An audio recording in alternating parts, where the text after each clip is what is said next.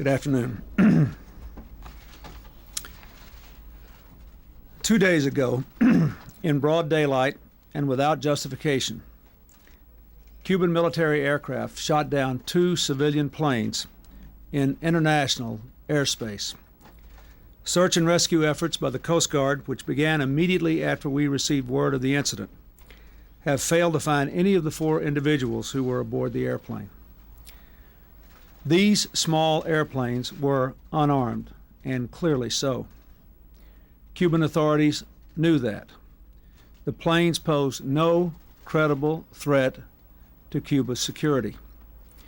Although the group that operated the planes had entered Cuban airspace in the past on other flights, this is no excuse for the attack and provides, let me emphasize, no legal basis under international law for the attack. We must be clear. This shooting of civilian aircraft out of the air was a flagrant violation of international law. It is wrong, and the United States will not tolerate it. Saturday's attack is further evidence that Havana has become more desperate in its efforts to deny freedom to the people of Cuba. Also on Saturday, the Cuban Council, a broad group that wants to bring democracy to Cuba, had planned a day of peaceful discussion and debate. Instead, in the days leading up to this gathering, scores of activists were arrested and detained. 2 have already been sentenced to long prison terms. They join about 1,000 others in Cuba who are in jail solely because of their desire for freedom. Now, the downing of these planes demands a firm response from both the United States and the international community. I am pleased that the European Union today strongly condemned the action.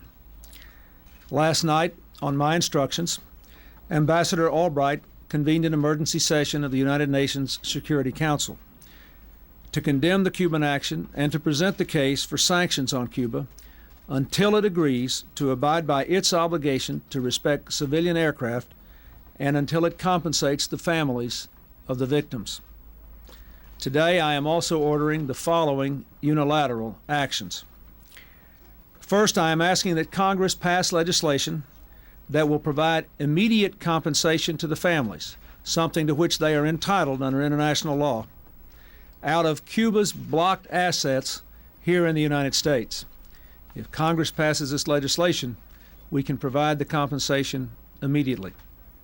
Second, I will move promptly to reach agreement with the Congress on the pending Helms-Burton Cuba legislation so that it will enhance the effectiveness of the embargo in a way that advances the cause of democracy in Cuba. Third, I have ordered that Radio Marti expand its reach. All the people of Cuba must be able to learn the truth about the regime in Havana, the isolation it has earned for itself through its contempt for basic human rights and international law.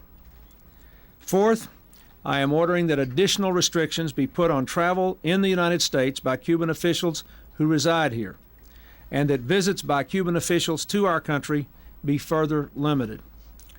Finally, all charter air travel from the United States to Cuba will be suspended indefinitely. These deliberate actions are the right ones at this time. They respond to Havana in a way that serves our goals of accelerating the arrival of democracy in Cuba. But I am not ruling out any further steps in the future should they be required.